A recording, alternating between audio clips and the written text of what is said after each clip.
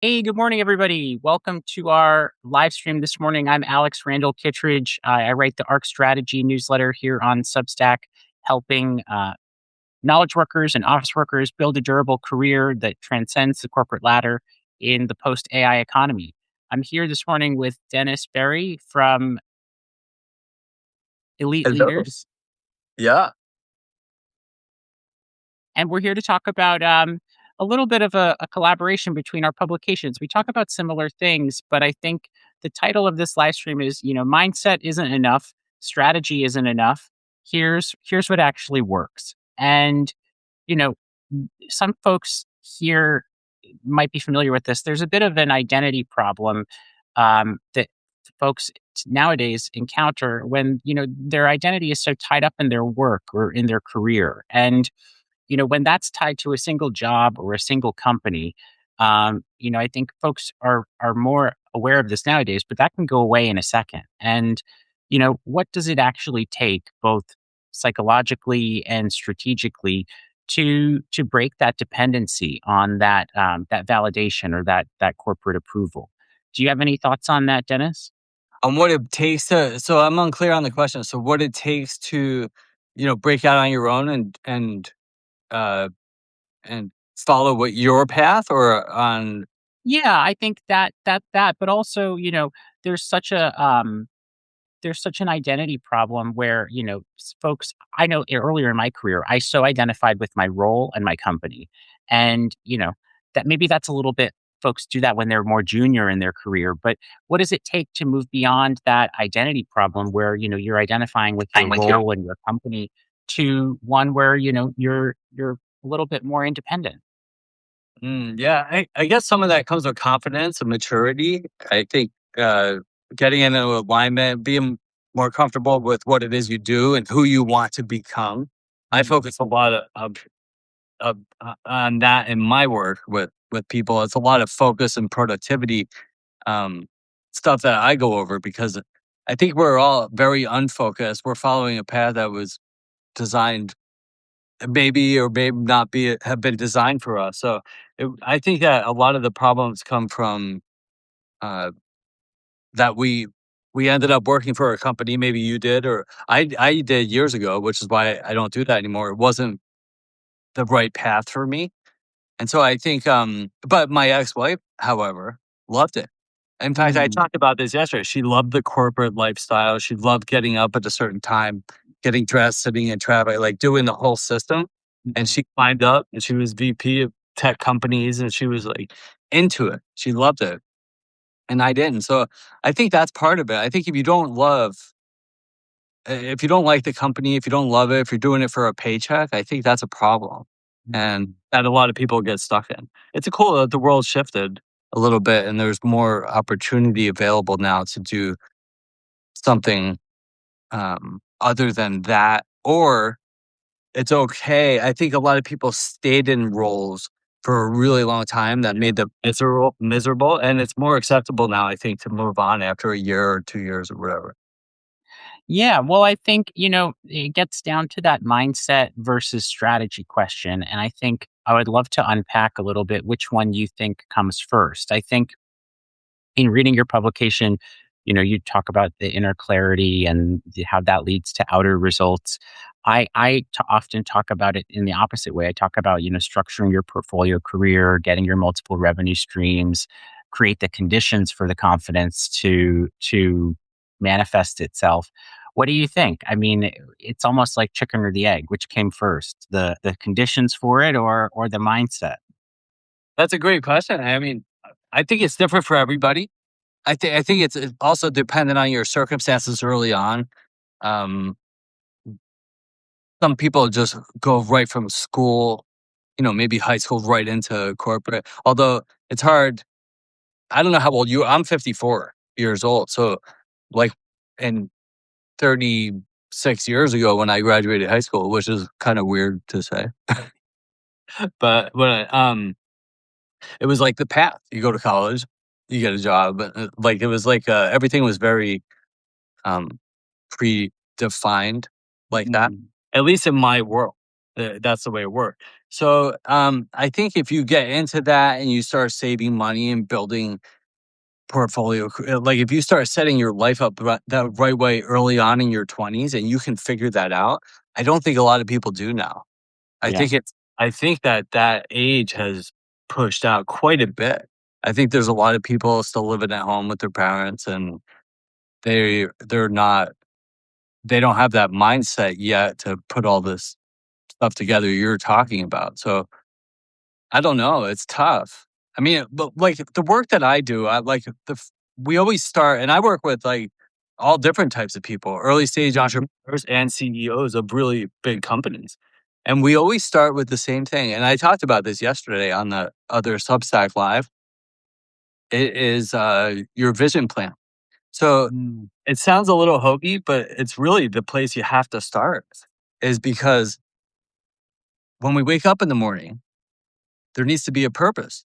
We need a purpose. Everybody says, "Oh, I want to make $10 million and retire when I'm 35." That's awesome. But the goal is to never retire. The goal is just to not have to work. We need to have purpose. And if you could figure out your purpose early on, that's amazing. Like one of my big clients that I do marketing, branding, business work with, he's a surgeon, a world renowned surgeon. So he is my age, actually. We're the same age. Mhm. And, he knew he was an engineer first. Like he knew his path when he was a teenager. And he went through the Mayo Clinic. Like his whole path was, he loves it. He loves cutting. He's a knee and hip replacement specialist. He loves cutting bodies open and Oh boy. doing all that stuff. And he did years ago. And he's an inventor. He invented knee and hip joints and stuff like that. Like he knows his purpose. And I don't think a lot of people do. And it took me a long time. I've been sober for 23 years. That's part of my story. I share that with everybody because I know if anybody's struggling, it's you can recreate your life anytime.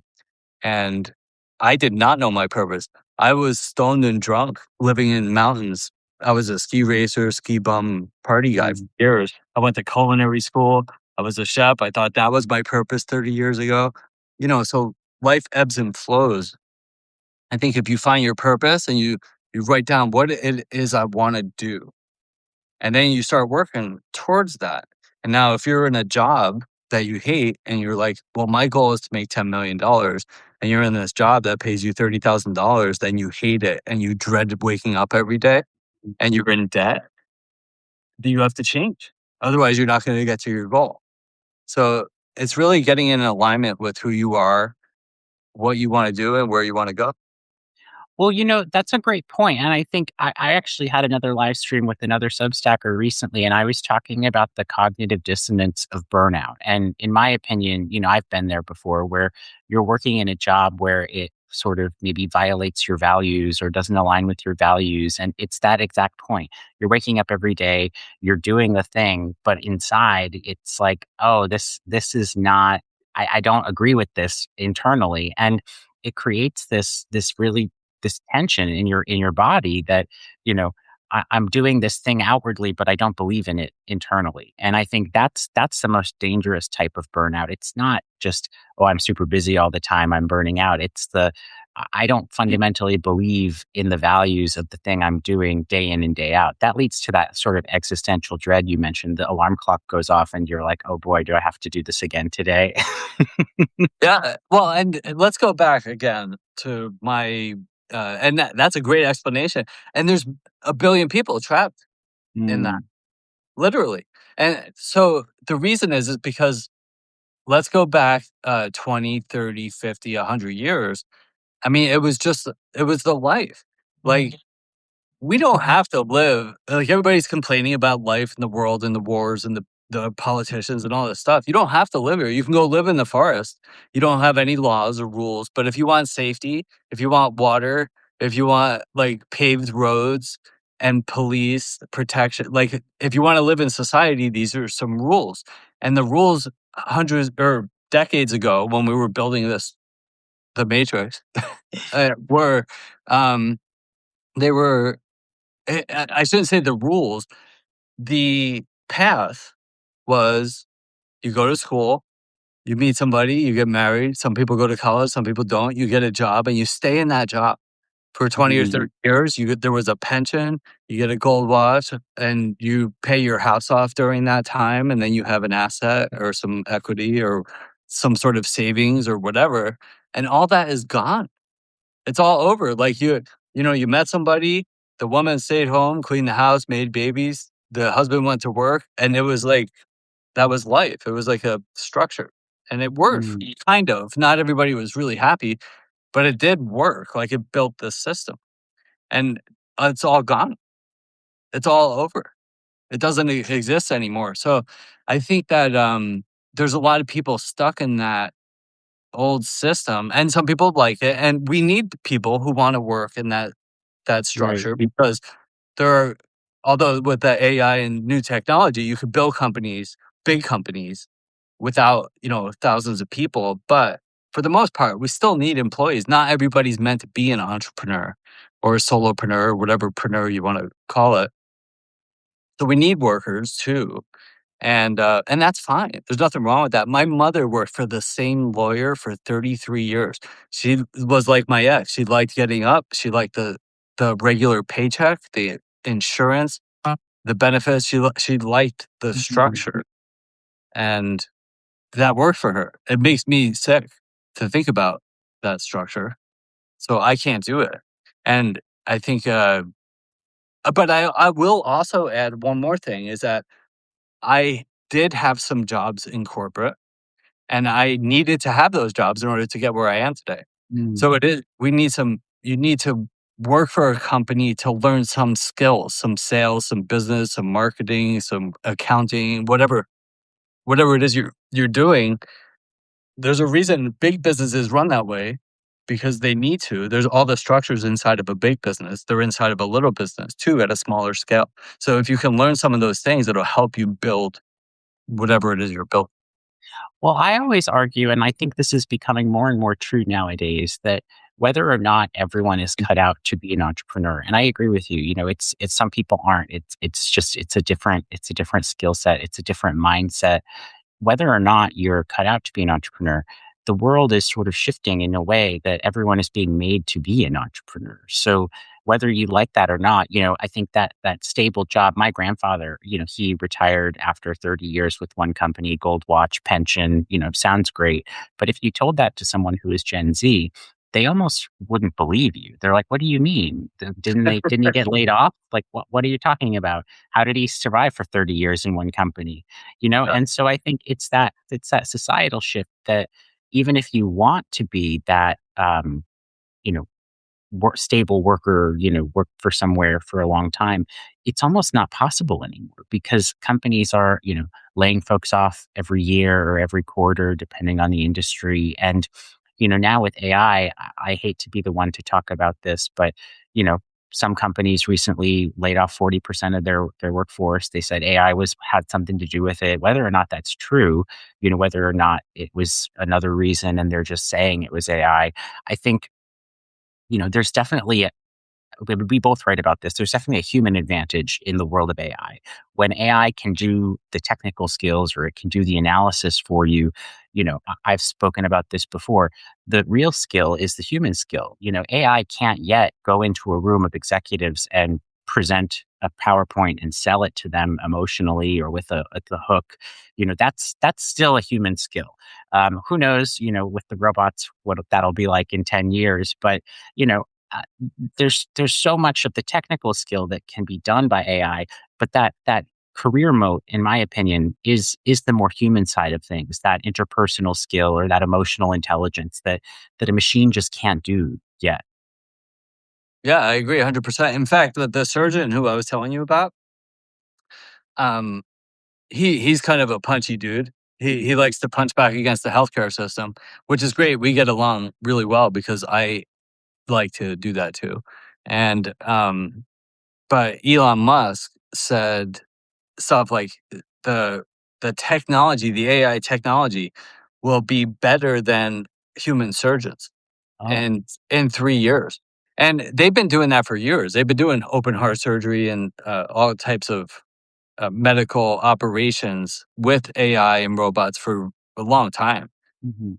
but they can't sit in the room with the patient who is Right, living panicking fear right. about their operation, whatever. Like some doctor is going to cut your body open and play with your organs and or joints or whatever it is. And so a robot can't sit next to him and be that comfort when these people are in like panicking fear. So yeah, and also I believe I think it's industry related. I don't think Mhm. that I think there are certain industries where robots will replace, and great, that's great. So I think that the people have the wrong idea because, and mostly because of marketing and media, Right. they make everything emotional and fear based. Like, oh my God, you need to panic because the robots are coming, the Terminator is here. But that's not exactly what's happening. What it is it's making the world more efficient Mhm. eventually. And you need to adapt to it. So if we go back to, let's go back again. I like to go back and use I like past. I'm an historian by training, so you're barking on the right tree. I love to talk about the past. Look back but don't stare. That's what people say, I think. Sure. Yeah, that's great. Like the past teaches us so much. But years ago, whenever it was, you know, what everybody talks about, a washboard stomach, Oh, like yeah. having a six pack abs. Well, you know where that came from? I Washboards. don't. So it's Oh, right. Yeah, exactly. washboards. Yeah, we used to have washboards, and so there are these rippled boards, and then that's how the women would go work. The guy who worked in the fields or at an industrial plant or something, and the woman or whoever would wash the clothes on the washboard and then and then wring them out and soap and water and then hang them up. Now we have washing machines. They invented washing machines, and that was supposed to make our life more efficient so we can go do other things instead of spending 4 hours on the washboard. You put them in the washing machine. Now your life becomes more efficient. You can go do these things. And then we have dishwashers, and then we have coffee machines, and like we invented all these things along the way to make our lives more efficient, so we can go out and build new things. And that's what's happening. So AI is making our lives more efficient for many different types of roles. There's so many things that AI can replace humans for, but it's going to open up new things for humans to do eventually. And as we learn, it's like when the internet, I mean, when cell phones, even calling it a cell phone anymore. Who has a regular phone? What is that? A regular Yeah, phone is an iPhone, right? So, but 25 years ago, before it is what it is now, there was like you had to click number 2 3 times to get a seat. Like mhm, it was a different, and people are like, "I don't need to text." It's like I can say everything I need to say. I don't before I text message, then I won't get my thought across. Now it's like I don't even want to talk to anybody. If anybody wants to talk, I'd rather text. And yeah, so the world shifted, and the phone isn't going away. right. The internet's not going away, but everybody got used to it. There's 85-year-old women walking down the street playing on Facebook or whatever they're doing. So I think it's just we're in a shift. There's a new world order. There's a new business order. That company was Amazon. I think you're probably talking about, who laid off like think 60,000 people. They Mhm. invested billions of dollars in AI infrastructure, and great. I mean, everybody is panicking about it, but it's like, okay, what do we do now? Instead of panicking, what's next?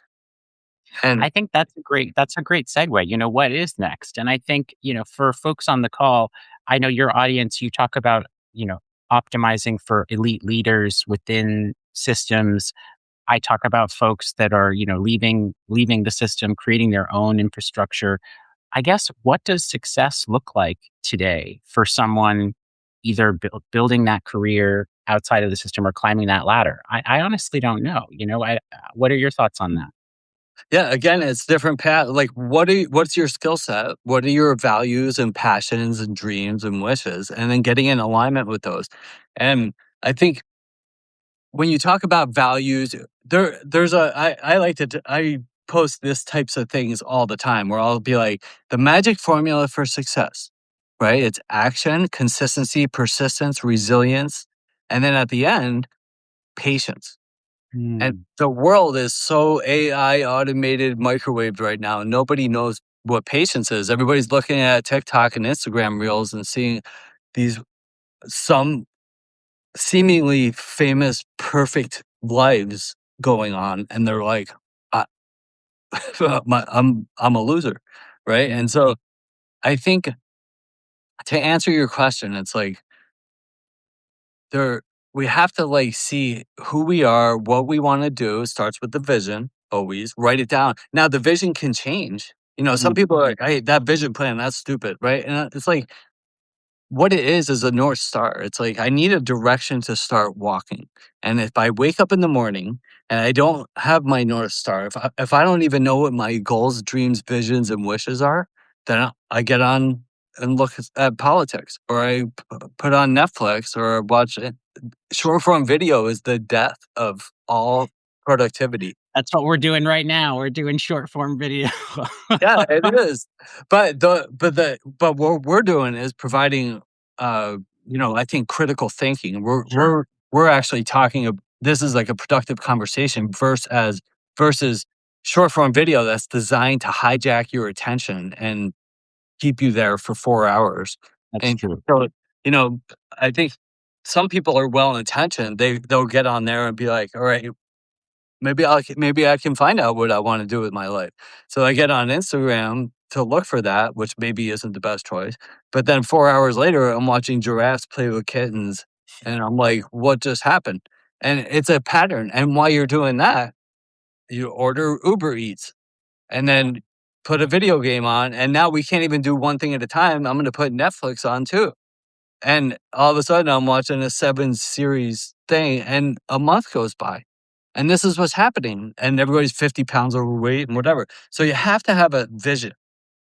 Write it down. The vision can change. You can have a couple different ones, but you need to have a direction to go. And then, from there, then we can answer your question. Like, then what comes next? Well, if your vision there are some people, and I like Substack for this, there are some people who are writers and creative Mm. artists, and they just love writing poetry. Like, that's amazing. If you know that, and that's your vision, and you don't need a convertible Ferrari in your life and 2 houses, then that's awesome. Like, go down that path, and the rest will kind of reveal itself.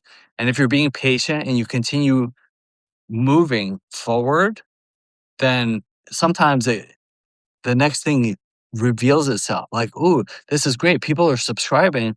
Wow, I made $100 this month. People reading my poetry." And then maybe you could start a how to write poetry course, and then you could sell that, and then you start making money. And maybe while you're doing this, you have a part-time job in a cafe, and you can make money that way, and then you could start investing. Mm. Like, there's many different paths to take. Or maybe you're a corporate person. Or maybe you're like real estate. I mean, there's so many different directions. I don't know how to answer your question specifically for any single individual. It's like you really need to get reflective here. Who am I and where do I want to go? And then look at this is my vision, my goal. What am I doing right now? And is what I'm doing right now going to get me there? If it is, keep doing that. And if it's not, stop doing that. And then do something that's going to get you closer to your goal. Well, I think you raise a good point, and I'll share this. This is an anecdote from my own personal journey. I have a 5-year career plan that I wrote probably 5 years ago, and I check in on it. I check in on it once a year. And actually, I was supposed to do it last weekend. I was busy. It's on my calendar to do this weekend, and I can tell you from just my memory that the 5-year career plan that I had 5 years ago is out the window because of AI, because of everything that's sort of changed. I think I was like, "Oh, work here for a little bit and then, go do something else."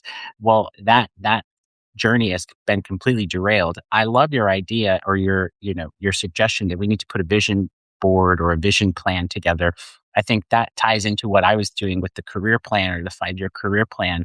I think, you know, I know what I'll be doing this weekend. I'll be going back and looking at it and reevaluating it, putting it together, trying to build that vision for where I want to go personally and professionally. And, I would encourage everyone else on the live stream to take Dennis's advice and to put something together. I agree. Like, I think it's a great idea to you have to know where you're going. You have to have a map. And especially nowadays with the TikTok. I just joined TikTok and the Instagram.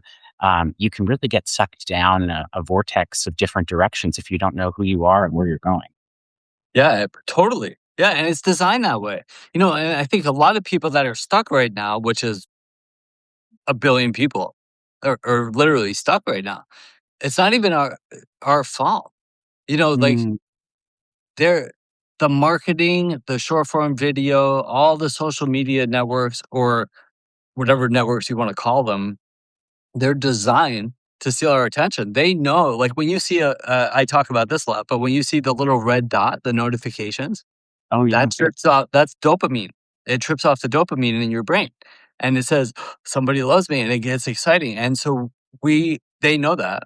And we're like rats in an experiment. We're all like dopamine dogs. We're all day long, we're looking for more dopamine subconsciously. So our brain is doing it because, and here's what happens building a business, we watch these people that are successful. I'm pretty successful, and it didn't just happen. I've been doing Mm, it for like 25 years, and there was more failures, way more failures than successes.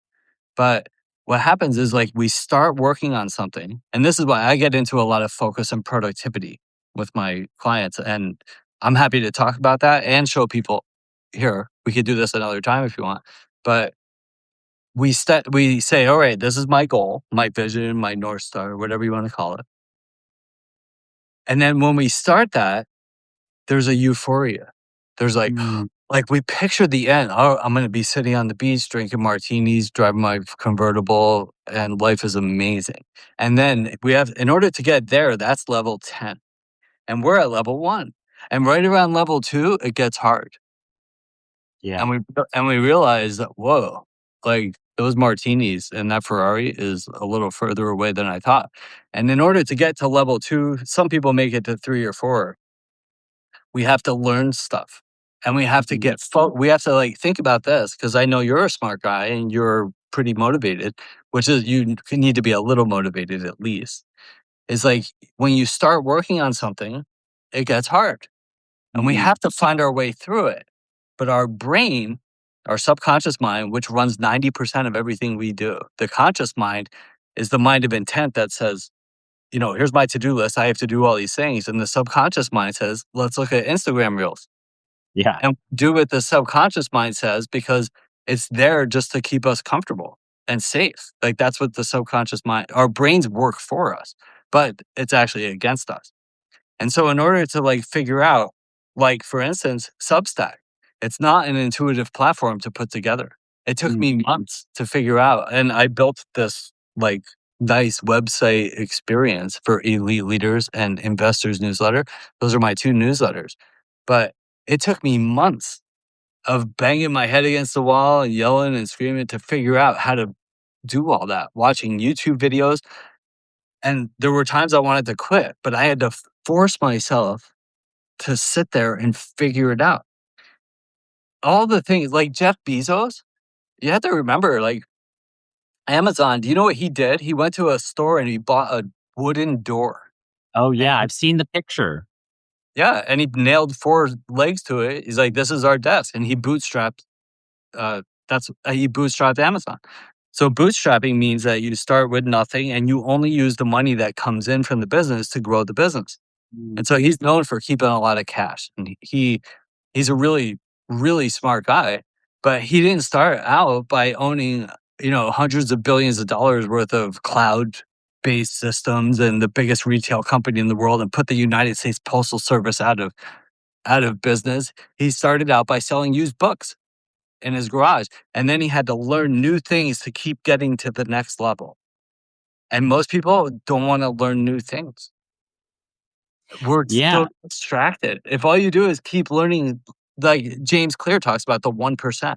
If you do Mm. 1% each day and just get 1% done, and then go get some ice cream or go for a walk or do something you like, but just do the one thing or 2 or 3 things.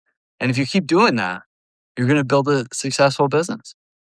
Well, that's great, Dennis. I think we're about at time. I wanted to get into practical steps that we could go to start this journey, but I think you just answered those questions. 1% at a time. Start the journey now. Do a little bit of the vision board. And I would say I wrote a piece about this when I started on my Substack journey.